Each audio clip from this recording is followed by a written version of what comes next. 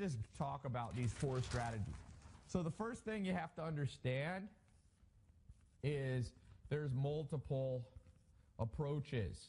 So we don't have time to get into all these, but you have the ICO approach. This is the approach I'm working on right here. Initial coin offering. You have people who are trading actively Bitcoin, but more so other coins. Okay? So you have the altcoins, the alternatives to Bitcoin. There's other people approach cryptocurrency because they like the blockchain concept, okay? And they like, the for example, the smart contracts aspect of it, which this right here could change the world. It already is changing the world.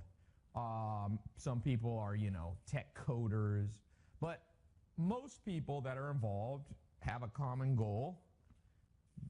They would like to make money as they do this, whether it's an ICO, whether they're actively trading.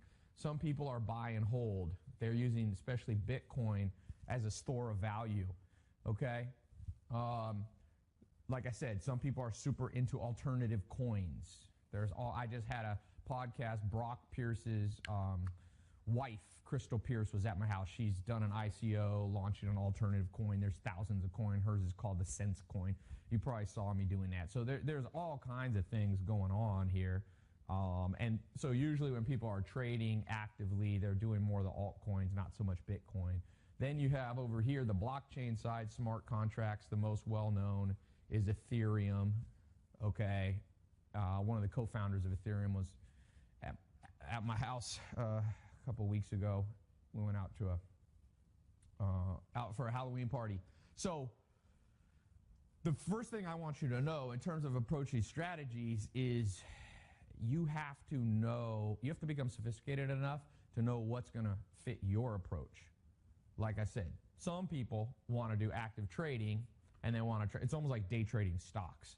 I have friends in they're offshore, and these guys they're trading, $10, $20 million at a time of these currencies, and they're making money. They're making crazy money.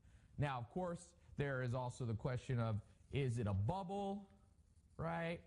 There's famous people saying it's going to be a bubble. Then there's people apologizing because they are now not so sure. You have people who are fans of Bitcoin, like Andreessen, one of the founders, one of the OGs of the internet. Bill Gates has talked about it. You have countries like China and Russia that are stamping, putting their foot down and putting regulatory controls on it, especially China around the ICO market. Russia issued their own coins. So let me just talk about this, why this is important for you to watch this right now, okay? What I want you to know is, well, first of all, one of the things I want you to know is if you had put $100 in Bitcoin in 2010, today you'd have $100 million, approximately. Okay? So that's important for you to know. Now, whether you can do that again is another question, whether you'll be able to replicate this. But as we know, there's new currencies being formed. Bitcoin started at 0. Originally Bitcoin starts at 0, and as it grows, right, its value has gone up. It fluctuates. It went up to 11,000, dropped down. Now it's climbing back up again. If you look at Ethereum, it's been rising, and there's so many coins. There's so many, whether it's, Ripple and Litecoin, like I said, these little teeny coins that you never even heard of. So someone says, is it too late to make millions in Bitcoin? And the answer is, I don't think it's too late to make money in crypto. We're going to talk about Bitcoin. So basically, we're going to talk about as much as we can. But so you have the number one traded coin is Bitcoin. All right? We'll look at the market cap. It dwarfs all the other market caps. It by far is the largest coin. Then you have the other big one. Some people call it ETH. Some people call it Ether. Some people call it Ethereum, kind of the slang for it among the people who are, the big wigs. They call it ETH, but we'll call it Ethereum. Ethereum is an alternative form. It's not just a different coin. It's actually a coin that's built on a different technology, okay? So I don't want to get too far down this because the goal is not to be confused by this.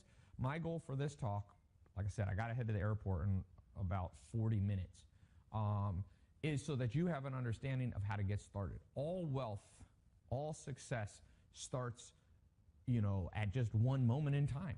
I remember a moment in time in business when I was working in a little closet, basically. It was an office the size of a closet with no windows. I couldn't even lean my chair back. It was so small.